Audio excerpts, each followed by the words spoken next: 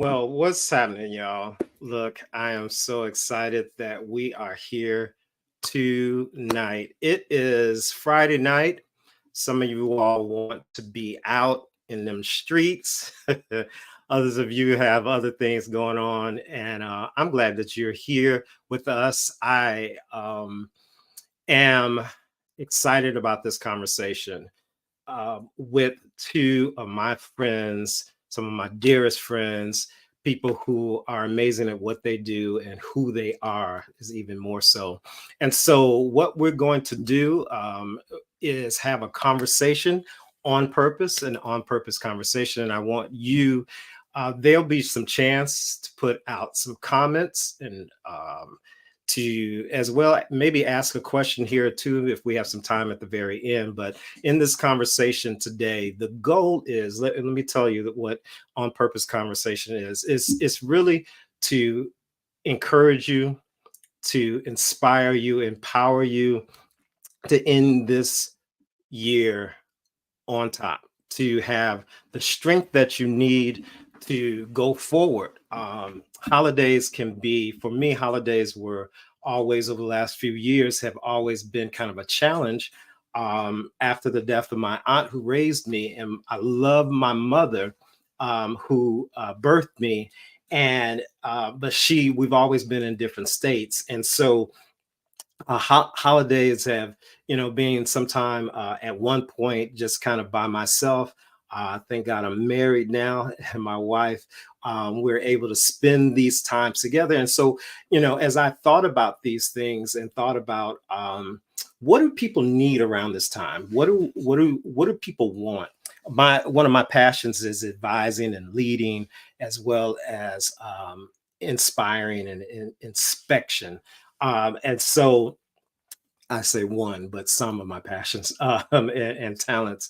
And so I thought, it would be great to have a conversation with some people I know that are pretty busy. In fact, one of them tonight is taking some time to maybe put some stuff aside just to be here.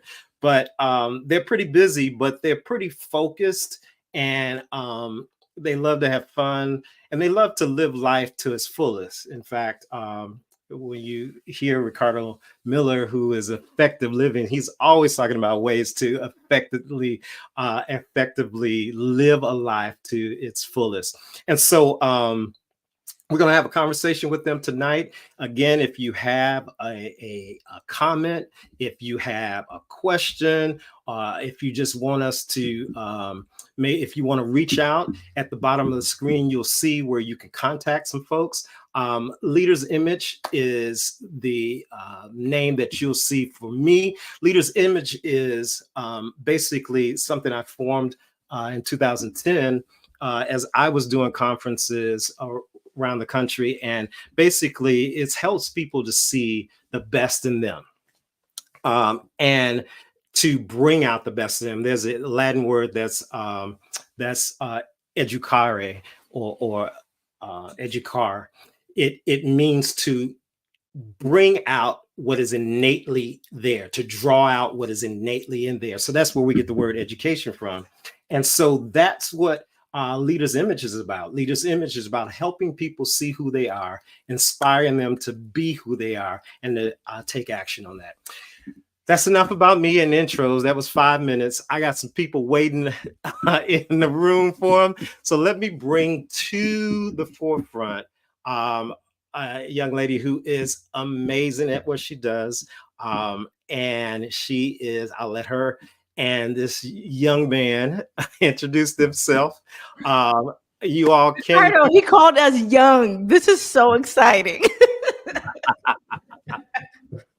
I'll let them introduce themselves, but I'm so glad that you all are here tonight. Esther and Ricardo, what's happening with y'all? Oh my goodness, super excited. Go for it, Esther. Super excited. Okay, I am going to introduce myself. Is that okay? Ricardo, young man, is that okay with you if I go ahead and introduce?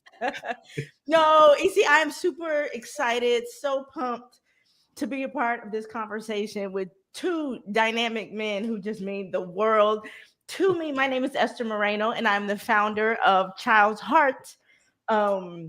LLC, which is really dedicated towards training children's ministry leaders and workers and inspiring them and encouraging them to go forth with the spirit of excellence and how they reach children and families for Christ. So that is what I do. I speak all over the country. I always have my hand in something. But EC, when you call me, I'm like, it's EC. You gotta come for that. You have to make room for EC. You know what? I see where this is going tonight. There's nothing formal about this. And y'all, I'll tell you a little something about Esther too. She's got a nice shoe game. She is all about them kicks. So yeah, I'm trying to train Coach Ricardo on that. You know, I'm trying to shape him and mold him and really walk alongside him and be his coach when it comes to his shoe game. So it's one of my favorite ministries. Well, go ahead. One of the pluses today, she sent me some suggestions. I did. 2024, so I'm excited about that. Well, let's hear who's Ricardo. Ricardo Miller. Man, listen, EC, once again, thank you so much for the invitation. I love you, bro. We go way back, and as I mentioned a little while back, I did my first Uber drive ride with you, and boy, how Uber went on. We should have invested when we jumped in that car. Oh, right, absolutely, you know? absolutely. But, go ahead. Yeah. I'm Ricardo Miller. I'm born and raised in the Bahamas, but I live in Dallas, Texas, and I love life. And I believe in what EC mentioned a little bit earlier. I believe in the term living life effectively. And so the whole concept of living life effectively is centered around 5 F's: faith, family, finance, fitness, and fun. I teach you can have it all, but I was raised and I was educated around people that said you can't have it all. Well, you know, they say you can't have your cake and eat it too. Well, who cake is it? You know, Exactly. I am that made me think of something when you think about whose cake is it. If you can't have your cake and you can't eat it too, and whose cake is it, then what are we doing with the cake? If the cake is made, what are we doing with that cake if you can't eat it and you can't have it? Yep. Yeah, and it's my you can't have your cake and eat it too. Who came up with that statement? I'm texting someone right now, said Facebook is not coming through, so I'm making sure that's up. I don't know who would make a statement like that, because it was probably a vegan. That's probably what it is. Good strategy. You do know that I'm vegan, so you know that's probably something I would say. Maybe. You know, I was a vegan for about 10 months. Were you? Yeah. And why'd you go back? Man, just having these different lunch meetings, dinner meetings, connecting with people like the Marinos. I went to Thanksgiving with those guys, and it was just difficult because they tried to why he blamed it on us? You see him, EC. So you grew up in the Bahamas. Yeah. Is it all about like meat there? What's the delicacy there? Yeah, it's meat and fish. Yeah, it's straight up. You're gonna have some meat on your plate. Yeah.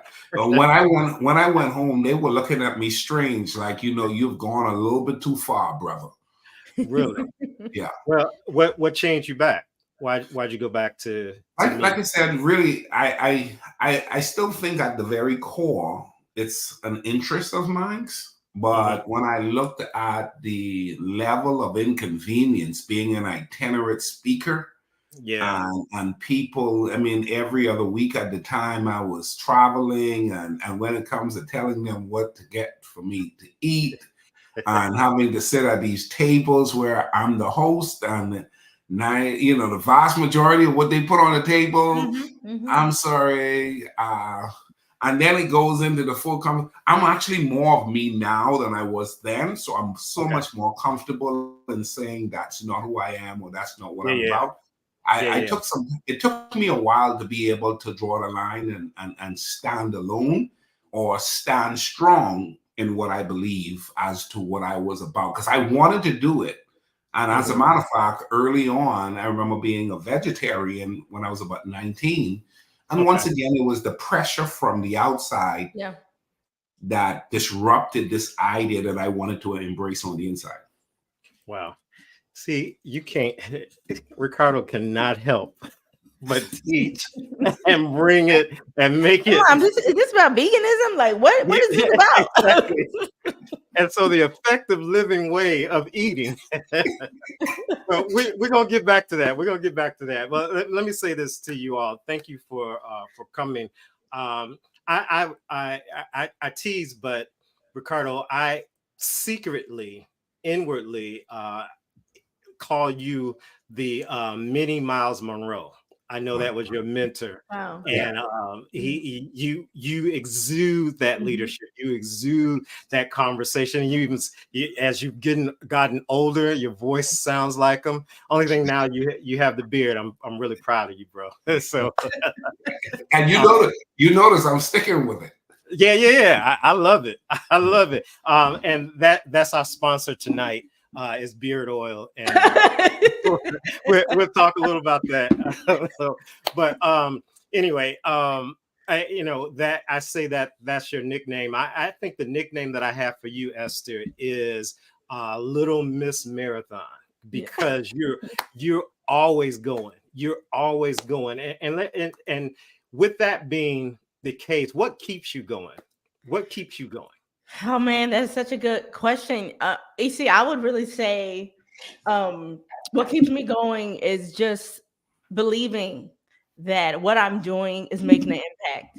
And AC, I know you had sent us questions ahead of time, and it was so as I was thinking about this and I was reflecting, and it's so funny because Ricardo's here, and he was someone who he may not realize it, but I remember when he was, really deep into children's ministry. And Ricardo, you had written this book. I remember you had written this book, Children's Ministry something. I'm such a great friend. Get your copy of Children's Ministry something today. Yeah. But Wisdom Keys for Children's Ministry. Wisdom Keys for Children's Ministry. And I got an opportunity to hang out with Ricardo. He had came in town, and I remember he had gave me this book, and he had signed it. And I didn't look at it until he had left. And on the inside of it, it said, "The world needs what you have to offer."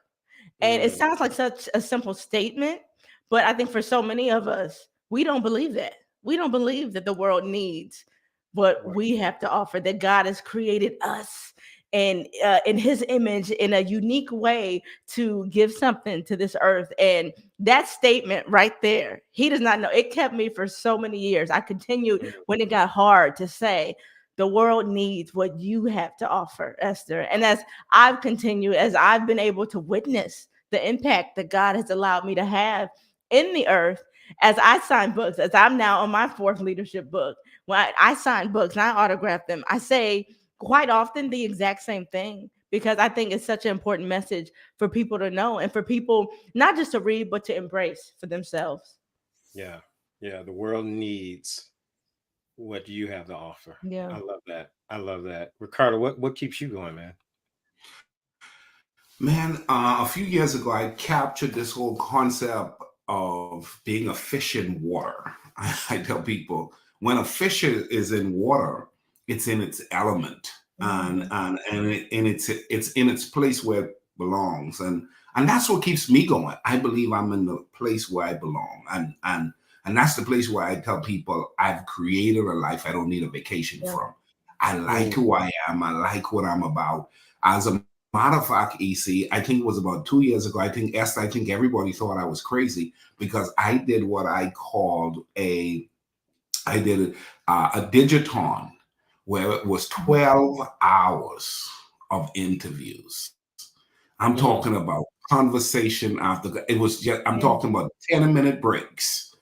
and I just was going in from session to session. And so I say that to say this, EC, everybody has a place where they belong. And when you find that place, it becomes one with how you show up in the world. And I think that's been the thing for me.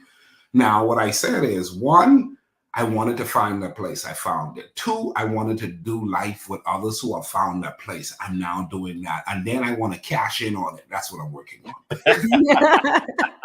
I love that. Like that last part, that it's hard for people. My wife and I were talking today about the idea of chasing. We chase the last part first. Mm-hmm. We chase the cash first, mm-hmm. and then expect what you want to do to come out of that. Yeah. And it never works that way. Do you all find that to be true? Oh, absolutely. Absolutely. I mean, even listening to you guys, the first thing that I'm thinking about, which has really helped me along the way, is learning to take little bites of the elephant at a time. I think so many of us, we're not okay with that. You know, we want to arrive immediately. We don't want to when you take those little bites of the elephant, that's your journey of growth. You grow and get stronger and stronger and more consistent. I think that is really has been, at least for me, that has been a key, being okay with that, knowing that perfection is the enemy of progress. And as I take a little bite of the elephant, if it didn't turn out perfect, that's okay. I can go forward and make it stronger and better and improve the next time.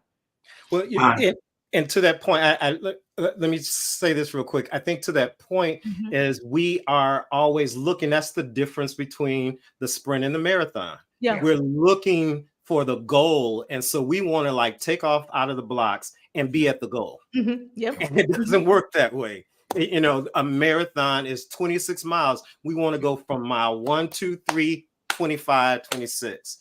And it does take that biting off the short things, and you eventually get there. I'm sorry, Ricardo, go ahead.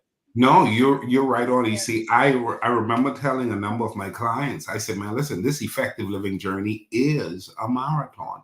And so with that said, when I started to develop this space, one of the things I said was that I wanted to become one with my message. That was my first goal. My first goal was to become one with my message. And then the second goal was to build a community. That's why I do my early morning talks. That's why I do my in-person meetings. That's the reason why I do my annual cruise, because now we're building the community. And now 2024, I told them, EC, they're going to think I'm money hungry because I'm talking about cashing in. Because I am now feeling like I'm in my message. I am doing life with a community of like-minded people that is connected with this message. The next point now is to show me the money. I think that's important, though, Ricardo, even hearing you talk, like, I think that's so important to have a strategic plan. As you're talking, the word strategy is coming to mind. How many of us really come out with a strategic plan to walk through when we're trying to build, you know, when we're trying to create or walk in that purpose we feel like God is calling for us to walk in? You know, I'm with you. Ching. Well, you said ching, and it reminds me of, so again, I told you that I was having a conversation with my wife today of us chasing the ching, and a lot of times, as I said before, sometimes we want to find purpose and all of that at the end of that, and so we start at that back part, and I share with you guys, and you know, I'll share with the rest of the audience. I have been seeing a therapist, and over the last year. So, you know, starting last year, hit some rock, and had some personal, what I would call failure, but just some personal struggles. And in that, I kept thinking, you know, I need to get through this. So I'm looking for like stuff to do and maybe a different job. You know, I'm searching, and I remember applying for all these different things. And in the middle, it was August of last year, I had an anxiety attack and a panic attack. I had never had one, didn't know what it was. And I've had GERD, so I know what acid reflux, Yeah. but it was like acid reflux on acid reflux. It was like my chest was tight. I couldn't breathe. I was driving. I had to pull over because it's just a lot of stress. A lot of stuff was going on. Fast forward, beginning of this year, there's been a lot of changes in my life in this last year. I got engaged last December. And then the beginning of this year, I ended up having another one. And after that one, I was talking to my then fiance saying, you know what, I think I need some help. I need to seek some help. So I start seeking a therapist. And but it took me so long to do it because I thought that going back to the point of Ching Ching, I thought that I could find purpose in something else. Yeah. And after seeing this therapist, she put me on a 14-day, like 2 weeks of every single day, focusing on your passion, focusing on what do you really want to do? She asked me some hard, poignant questions that made me just kind of dig in places I didn't want to dig. And first day I'm on the phone, tears coming to my eyes, like, yo, I didn't come in here for that. This is not, I just came for somebody to talk to me, help me figure this thing out. And as we dug through that, as I started every day leaning towards that, this conversation came. And as I shared with you all, this is part of my passions to help see people where they are to where they're supposed to be, or in other words, where they are to where God designed and wanted them to be. Have you ever dreamed of, though, doing something opposite? Just that, have you ever dreamed of doing something that that's not what you're doing now? Ricardo Miller. I went to school, EC. I went to school for carpentry. When I left high school, my grandmother said, you either have heads for college or you have hands for trade school. I didn't have a head for college at the time, and so I went to trade school. And I can remember going to trade school and then getting a construction job and having gotten a job to do roofs and so forth, but I hated it, EC. I hated it. And then I got a hold of a Miles Monroe cassette tape, Born to Lead. And let me tell you something. I played that cassette while we were on the roof, and they were like, what are you listening to? I'm listening to this Miles Monroe tape. I started going to his services, started going to his conferences, and then he came out with the book In Pursuit of Purpose, and that's where it connected. And then somebody said, you should share your story because of where I came up on the streets. And I shared my story, EC. And the lady, when I came to speak, gave me an envelope with $275 in it. Now, listen, I was making $175 on the construction job for a week. And now I made $275 for speaking for about 40 minutes. Something happened, he said. Something happened. And so I was off track at that point and fell in love with, what is this that I was so naturally doing that they compensated me for? And I started leaning into it. But I always knew I wanted to speak. Initially, I dived into it from a children's ministry standpoint. And now I've evolved more into life management coaching and motivational speaking. That's really become my thing now. But once again, it's still all intertwined on where I initially began. Wow. What was that? So was that your aha moment? My aha moment was the definite moment when I spoke and got a check for it. I really didn't know that was going to happen. It wasn't the intent. And then I said, how come they gave me a check? And they said, well, you're the speaker. I said, well, tell me more about that. And they said, well, speakers make money. I said, but I spoke for 40 minutes. They gave me this. And that's when I was like, so what else do I need to do to really be a speaker? And someone suggested Toastmasters International. I joined Toastmasters, EC, and I was in Toastmasters for about 10 years and really developed a lot of the development that the program offered to help me to become who I am today. Wow. So So you, Esther, you always wanted to be this person that is jumping around doing the stuff. Oh, I never. If you had have asked the old Esther from 10 years ago, I would have never guessed that I would be doing this. I mean, for Esther Moreno, formerly Esther Miller, I had a plan for my life. You know, this is what I'm doing. I want to get married. I want to settle down. I'm going to seminary. I remember when Guy got his first position, because he's an attorney.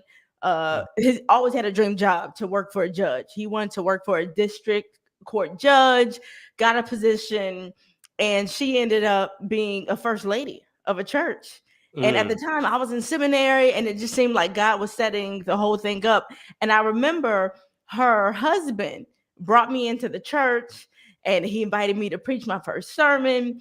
And I remember I always knew that I wanted to do some form of kids ministry or something like that. So I remember he pointed to office and he said, "This is your future." Like he had told me, like, wow, this is your future in the four walls of one space right there. And I believed it, you know? So from that point on, I was conditioned to think this is the end all be all. Go to seminary, get a position in a church in the four walls of one space, embrace it, be happy, be stuck there forever. And as long as you get your own office, you have made it. You have arrived. And I mean, I think the aha moment for me was just, it was the first time I was invited on a massive stage.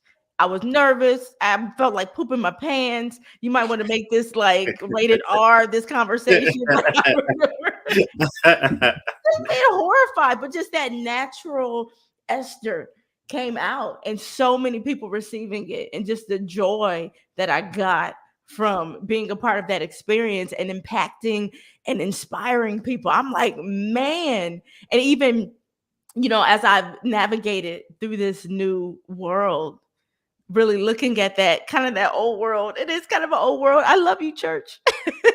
But, you know, but looking back at that and just saying, man, wow, like this is just incredible. It's just incredible. So speaking of that, so you just wrote a book not too long ago. I believe it's called Children's Ministry in Crisis. Yes. To talk about that. What is that about? Which is totally crazy, because I'm like, the Esther 10 years ago would have never thought that she could write anything to tell anybody about their department being in crisis. I mean, but this is, you know, the new Esther that who has dedicated her life to this, who has done the work, who has done the research to help departments just across the country. Really, that book is really about what are those things that you may be missing when it comes to leading a children's ministry department effectively. And it was so funny. I wrote this book, and one of the last conferences that I went to, it was so funny. This children's pastor, this man, he comes up to me and he was like, "Man, you know, I was just looking for a book to read, and I read Children's Ministry in Crisis." And I said, "Well, my children's ministry department ain't in crisis." He said, "But dang, after I read your book," he said, "Oh my goodness, my children's ministry is in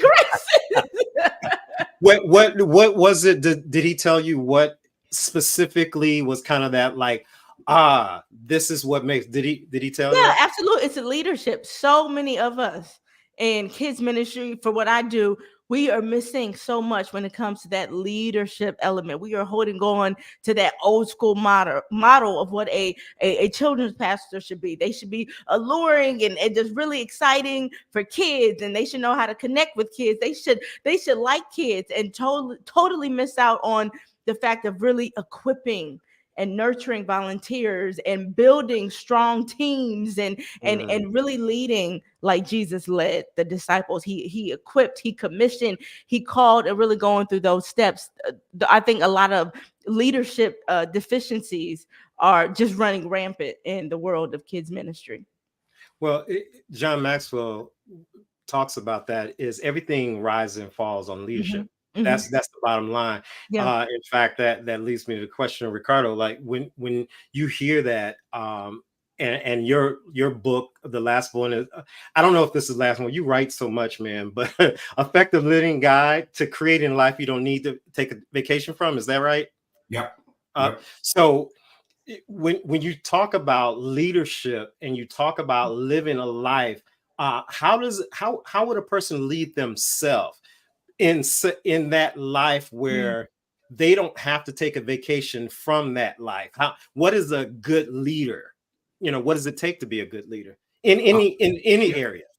A good leader manage self well. It starts there. It's like you sort of said it in what you did in the introduction to ask me this question. A good leader manage self well. Now, what that means is, all depending on the magnitude of your calling, you then now needs to know to whom much is given, much is required. And so if you've been called to lead 10, your development level needs to go there. Now, there are some people, EC, who have been called to lead 1,000, but their development level is still at 10 or at 50.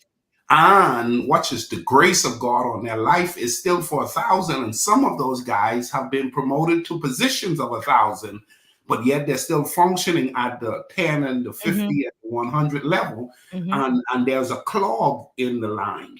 There's frustration in the line, and they can't have no vacation, because even on the vacation, they're frustrated because their world is not built right. But when I talk about creating a life you don't need a vacation from a leadership standpoint, you understand that you can manage it all. And how do you manage it all? It's not called balance. It's called touching each part in its appropriate time. It's like juggling, EC. If I had to juggle 5 balls, each ball needs to be touched in its appropriate time so that neither of them will drop. And so faith, family, finance, fitness, fun, job, marriage, health, finance, home, social circle. Somebody said, well, that's too much. Well, you prayed for more. Yeah. Now you have to learn how to manage it. There you go. Dude, you just said, I think, a mouthful there.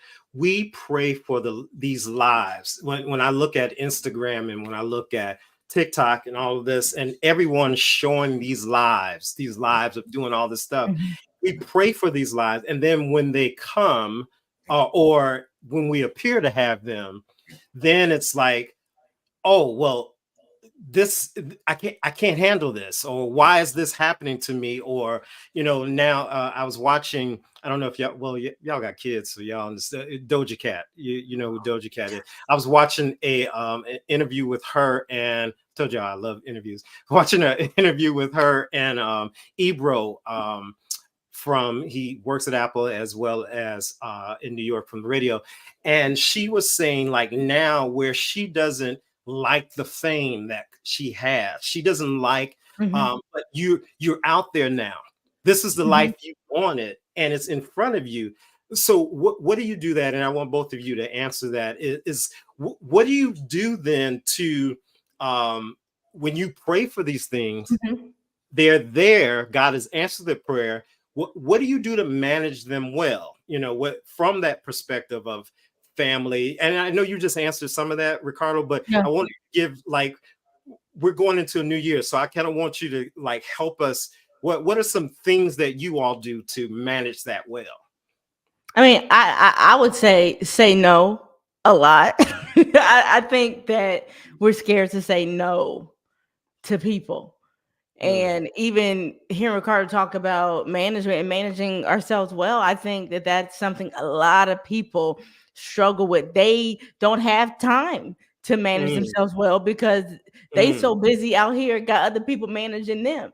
They're letting other people manage them and manage their time and tell them what they need to do, what they shouldn't be doing, and they fall into that.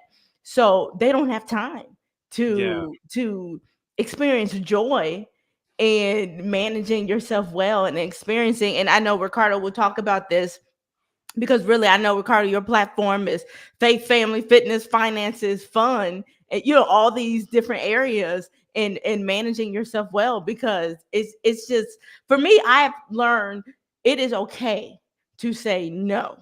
If what you are asking me to say yes to is completely just not where Esther Moreno is going, it is okay. I ain't saying be mean to nobody. I slap them in the face and say no. That was my next question: is how do you say that though? How do you what is the best way? So I worked at Apple, worked for Apple, and there's a way to give bad news. When I was a genius, there was a way to start off that with bad news. How do you say no? Watch this. There is an anointing in the skill setting of putting a good no together. Well, EC, unfortunately, I'm not going to be able to, but I'm so grateful for the question or the opportunity that you're offering, but I'm not going to be able to catch it around this time. See, a lot of people get in their feelings because of their quiet success or busy schedule in declining. You don't have to get in your feelings. The invitation is being offered, the opportunity is being presented. Oh, wow, you are inviting me. Boy, thank you so much. I really appreciate the invite. But you know what, man, next time around. Next time around is a no, Yeah. Next time around is a no. Hey, watch this. Unfortunately, I can't at this time. That's also a no, but it's a better no than a blunt no. Yeah. And I don't have to go on social media. I'm tired. I got so much going on, and people. I'm gonna say no to everything. I mean, you could say no and say no crafty, like Esther suggested. In addition, I would like to say this, EC. I believe that no is easier said when your vision is very clear. Exactly. Whoa, slow down. Yeah. Slow down. Yeah. Don't skip over that. No is very clear. Yeah. Or very easy when your vision is very clear. Yeah. Now here's what the Bible says. The Bible says, where there is no vision, you remember Esther talks about it? People are all over the place. But where there is no vision, the people perish. Vision allows you to say no to good things. Yeah. Vision allows you to determine what book you'll read, what meeting you'll attend, who you're going to have in your social circle, what time you'll get up in the morning, what program you'll watch. Vision will determine it. And it'll allow you to be able to be at peace and at ease. Remember I mentioned my first part of my mission was to live my message. So there were people who was like, hey man, how come you ain't living at the next level? They didn't realize it wasn't about next level. It was about internal acceptance. Yeah. Yep. I love that because I'll have people reach out to me all the time for what I do in kids ministry. And they're like, oh, we love her personality. We want her to minister to all of our kids. And I'm like, but the vision is I minister to leaders. I equip leaders. So even though these people are so nice, I have to be willing to step back and say, you know what? I don't do that. Yeah. And say it in a kind way. I have to get my charger. Just keep going. All right. So what to me is so poignant about what you all are saying is this idea. And Ricardo, the church. Can we just talk to church and church people for just a second? Well, we'll talk about church for a quick second because not everybody here that is on may be church people. But I know you talking businesses as well as Esther. You're talking to all types of people. But that whole idea of going to the next level, it every year, especially the church, has all these themes. We're gonna see Vision 2020 and 2020, or God is gonna do more in 2024. It's all of that. We do these vision things. And I have a question around that, but I'm gonna go ahead and ask it. So I'm not a resolution person. I'm not even I'm more of a theme person. I like themes. So this year, coming into end of this year, going into next year, my theme is about intentionality. These conversations, being intentional in reaching out, in talking to people, being in the moment, being intentional about being. That's something that my therapist has talked to me about, being in the moment, because my mind is always going. Talk a little about what we were talking about, next levels and resolutions, and we're going to go to more in 2024. What are you? Are you a theme person, a goal person, a resolution person, and why are you that type of person? What made you come to that? Oh man, that is a deep question, EC. Oh, man, you just coming out the gate, huh? I think I'm exactly the same. I am not a resolution person. I just believe in going forward for the spirit of excellence. I do believe in finding creative ways to reinvent yourself, and to be exciting and fun. I am big on words for the year. And I think that my word, I've had the same word for probably the past 2 to 3 years, and it's wisdom. Is this a wise choice? Are you walking in wisdom by saying yes to this, by making this decision, by doing this? And whatever area it is, whether I'm dealing with my husband and I'm dealing with marriage, or I'm dealing with the overall family, and I'm dealing with decisions for the kids, or if I'm dealing with ministry in the church, I actually have, you can't see it, but I actually have wisdom engraved. So I can always see it. So as I'm walking and I'm making decisions, or I'm working, or whatever it is I'm dealing with, I'm always constantly thinking, is this the wise choice?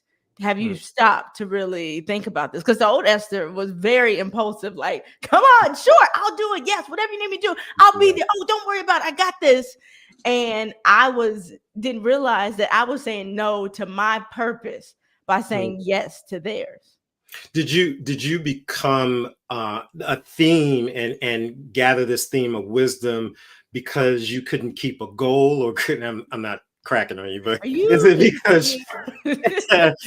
because resolutions were hard? What made you say it was? I mean, it was resolutions for me was like a bad diet that you just ultimately do not stick to, and just kind of walk away from it. And I realized, even with coming up, and I'll say goals, even coming up with goals for the new year, because I do think you should really think about what are the new goals, as you're going into a new year. I think that is super important.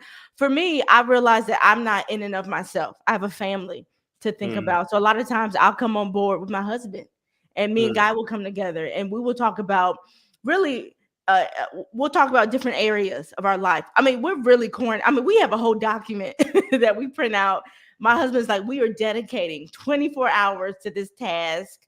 I can be difficult with it because I'm a little ADD, but he is so patient with me. But we sit there and we go over these goals that we have, and then we break them down. We begin to break them down into even smaller goals. Okay, that's nice that you have these goals, but what are we going to do proactively throughout our months, throughout these 12 months that God has given us, to make sure that we're actually reaching these goals? What are we going to do proactively as our daughter is growing up, before our very eyes? How are we really going to be closer to her and make sure that we're loving on her and ministering to her? What are we going to proactively do every day, or maybe 2 times a week, in order to ensure that our kids are growing in their faith? We're crazy. Ricardo got a dog, and then I copied off of him, and now I have a dog, and now this is like another life. What are we going to do to make sure that this animal does not overtake our home, but is actually trained and behaving the way we want her to behave as a new Moreno? So we just really kind of break it down like that. That's good. That's good. You, Ricardo? Well, I'm big on goals. I mean, I remember when I came to the United States, one of the things I did was I prayed about it, spent a couple of weeks together, and I said, a decade is going to happen. What would I like to see happen within that decade? And EC, I wrote down every year that I wanted to do a different international country for children's ministry. I remember I wanted to do missions. I wanted to speak at conferences. I wanted to write a book. Do you know, my spiritual mother refers to the document that I put together, because I went to Kinko's and had it bound like a book. And it had the years of what I wanted to accomplish. And I work towards those. And that's what it works for me, because it allows me to be able to identify, what am I going to do with the year that is given to me? So for me, is 2024 is coming. I look at 2024 and I'm like, okay, Here's the problem I initially had with my goals. That initial decade goal, EC, all of that was on that list really wasn't about Ricardo. It was about what people will celebrate about Ricardo. It was the things that would get me some cheers. And so I kept getting these medals, but there was an empty void within. Wow. Now, the list that I'm making at this stage of my life is really inward first. And so it's like, okay, at the end of 2024, will I like who I have become with the 52 weeks that God has given me? And so while everybody's doing a lot of things, I could say no to a lot of those things because I'm not on that run. My goals, my vision, the idea that I believe that I'm going to bring to life in 2024 has me on lock. And so one of the things that it also does for me, EC, is the last 15 years, I've been constantly on the grind because every year I establish something and I work towards that in spite of what's going on. It could have been a pandemic. It could have been a personal life crisis. It could have been a hurricane in the Caribbean, or it could have been a tornado in Texas. Ricardo Miller is still chipping away. And so with that said, I've been able to survive and thrive through a lot of things because of, not because I'm grand or great in skill, but those little practical things that I commit to, checking them off has allowed me to stay visible and progressively moving forward. So if I hear both of you already, what you're saying, Esther, then is the idea of, so you have a theme and then parsing that theme out into like, how are we going to make this happen? And you're saying even put it on paper. This is how it's going to happen. And what I hear you saying, Ricardo, then is then taking your theme, you had a bigger goal, and then deciding who is the goal satisfying, and where is the goal? Where is it landing? Is it landing for others, or is it landing for what God has for me, what I'm designing to do? And then once I get to that, kind of inwardly searching, and then putting that and sticking to that. And I think that's important. The reason I really want to hone in on those things, because I think when this holiday is coming up and the new year is coming up, we want to buy stuff for other people. We want to impress others. We want to make sure everything is taken care of.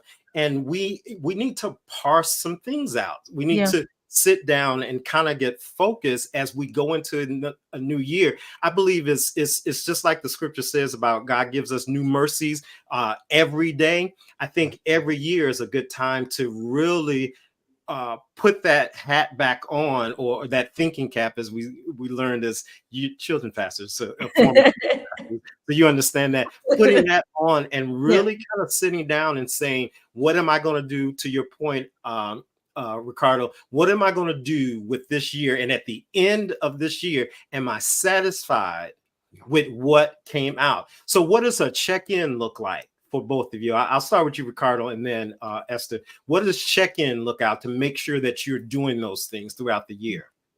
Well, I'm a real sticker for this.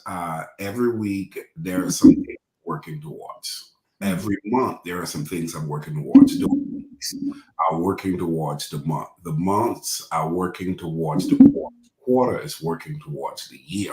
And so, I mean, I'll tell you the truth, EC, I've had some category 5 devastating issues and challenges that sort of came my way in my life.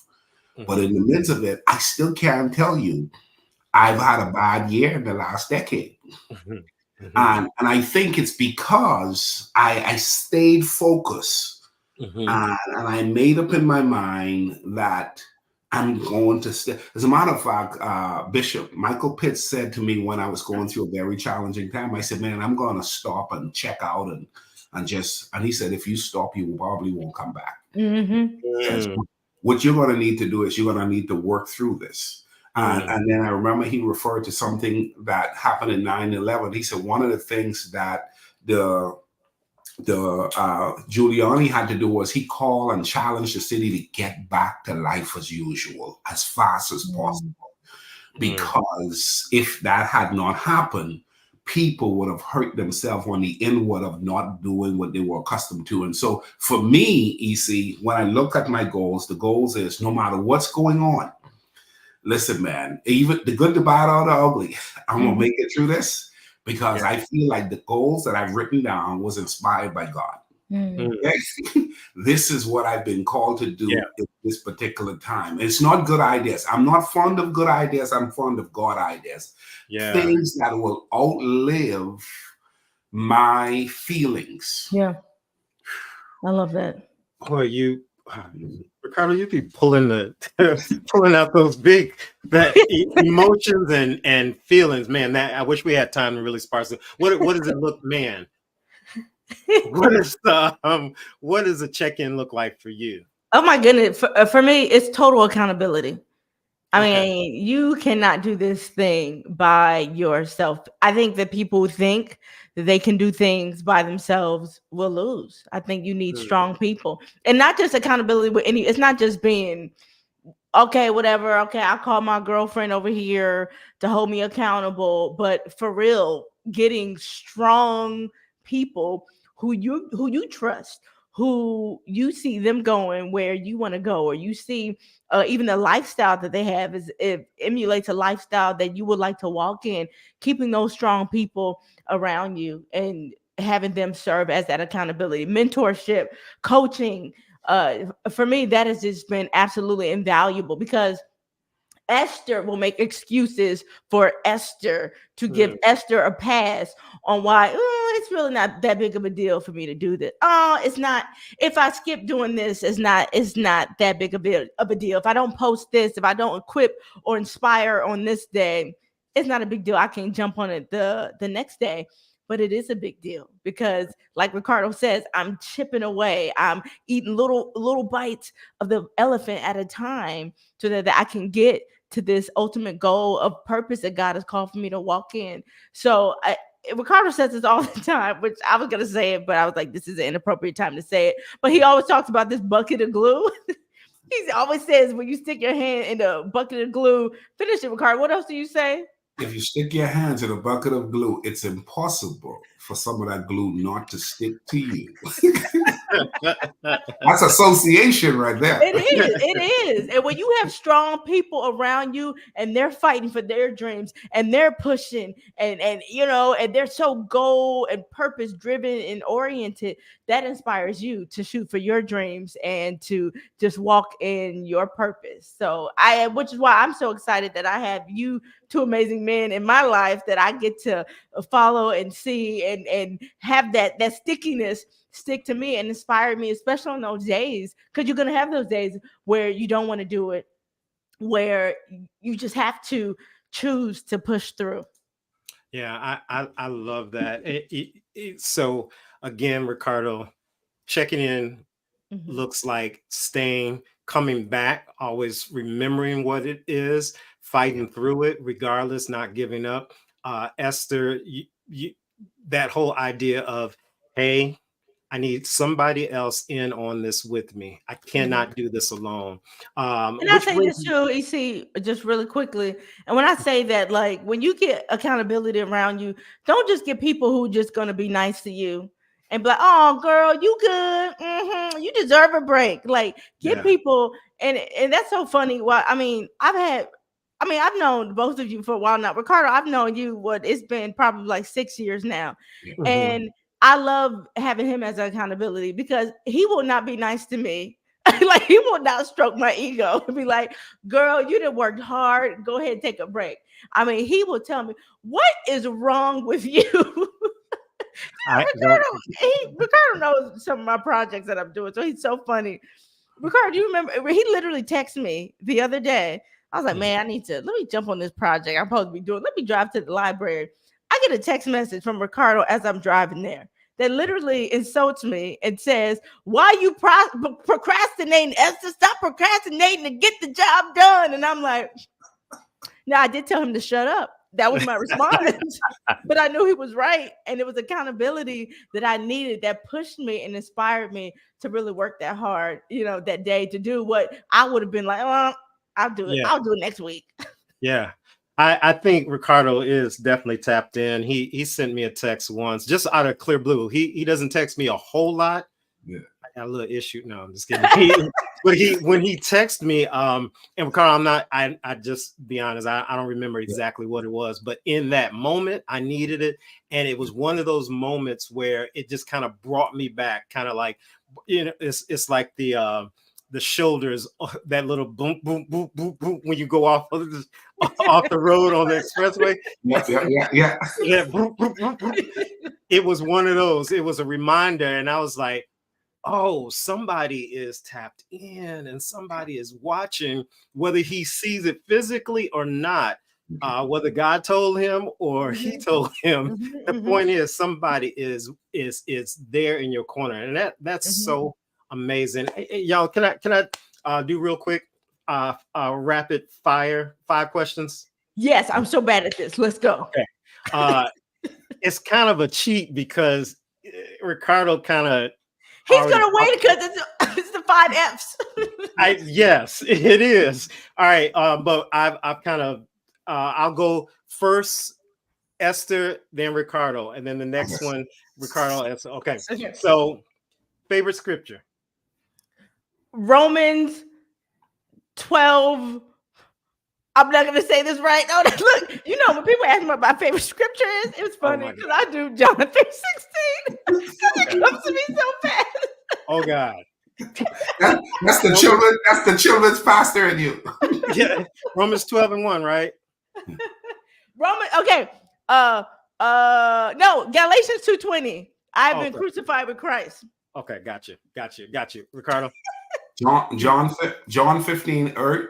John 15:8. Herein is how my Father is glorified, that you bear much fruit. Okay. He had a whole lot of time. I hate when people ask what your favorite didn't have it. All right, rapid fire. Favorite family activity, Ricardo? Playing dominoes. All right. Going to the beach. All right.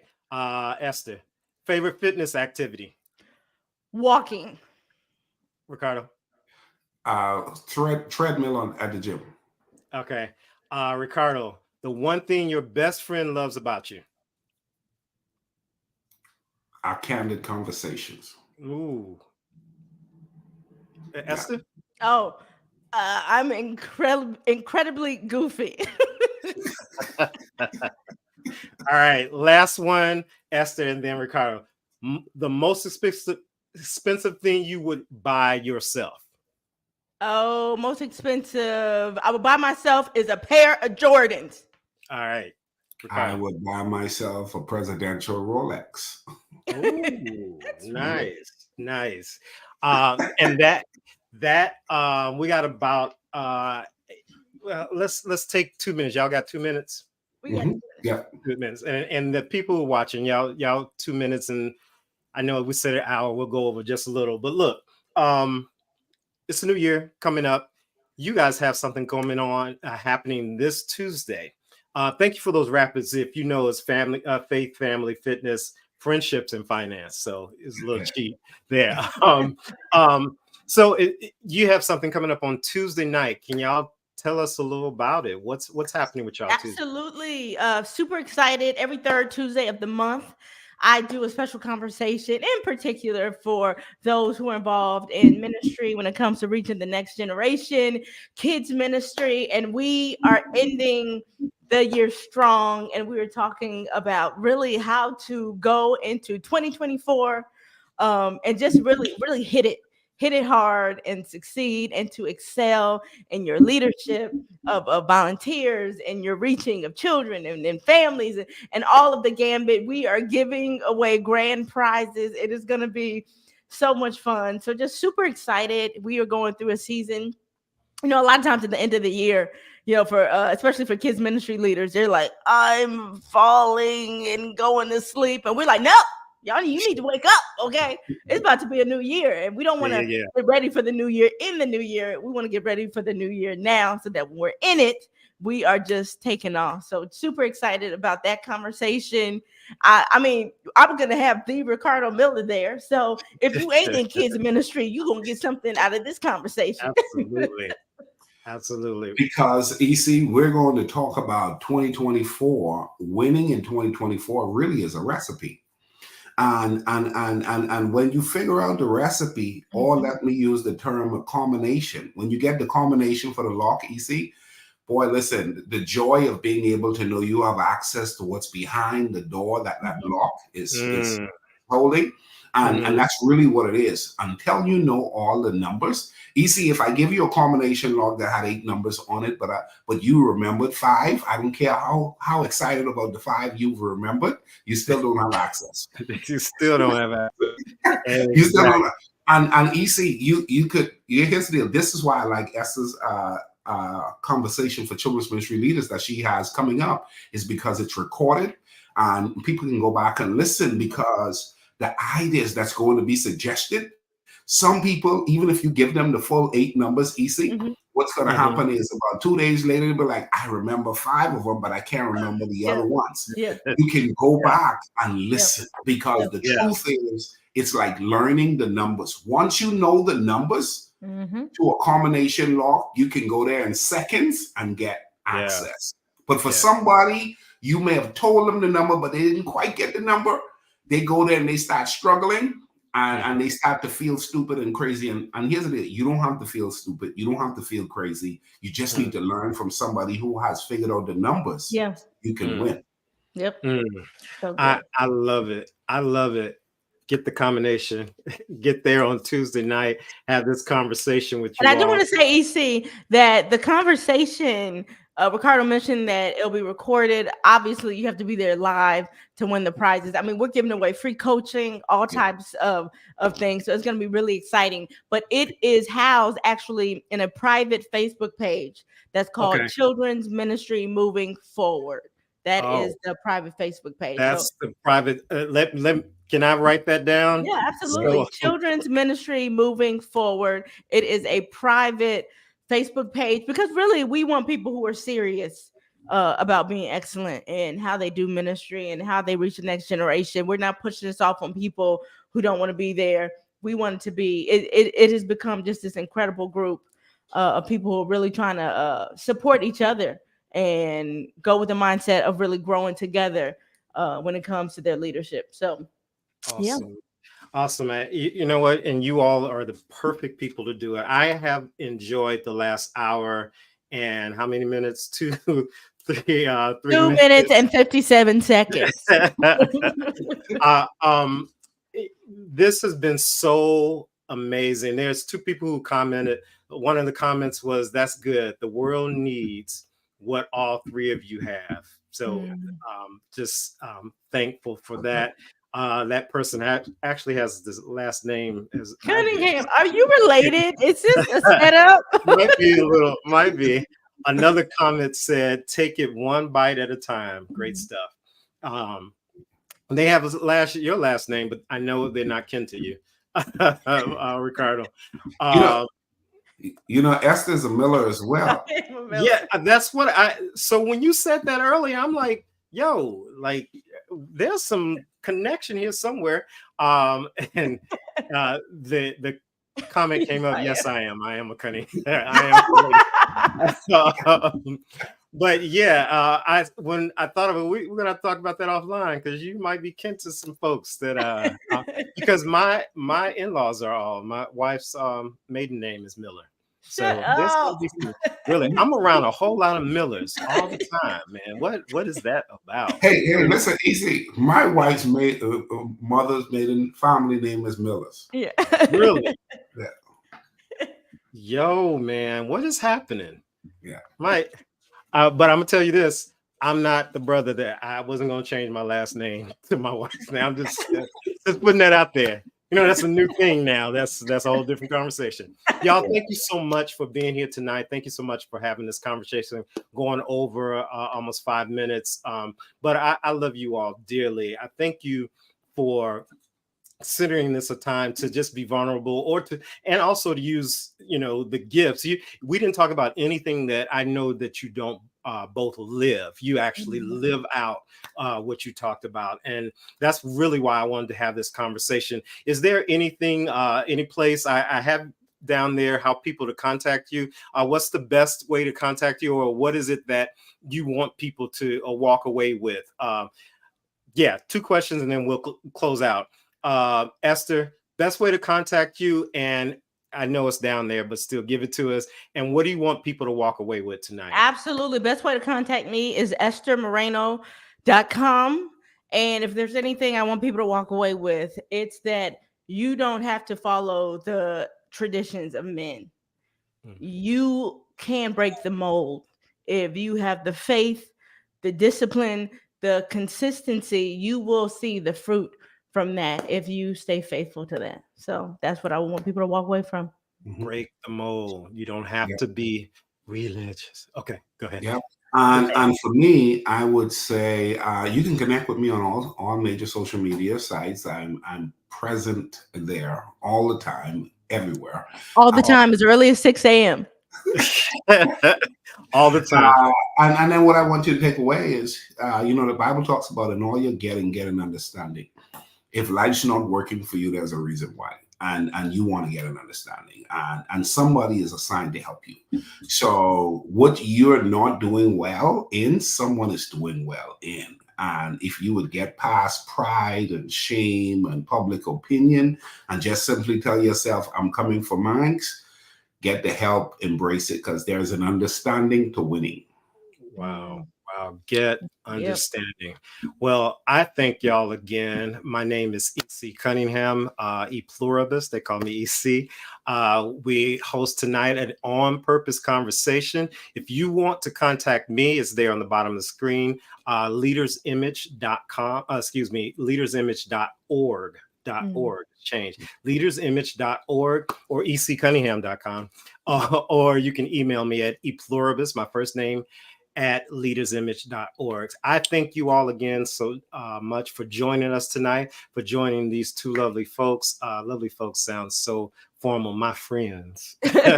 Ricardo Miller and Esther Moreno, and hopefully that you all will join us for another conversation. Hey, would you? I'm inviting you all back. Would you have another conversation at some point? Absolutely. All right. Love y'all so much. It was great talking. I will see you all real soon. And remember, you can be the best when you look for the best. And the best is within you because God put it already there. That wasn't practice. That was just said off the dome. I got bars. All right, y'all. Have a good night. We love you and see you real soon.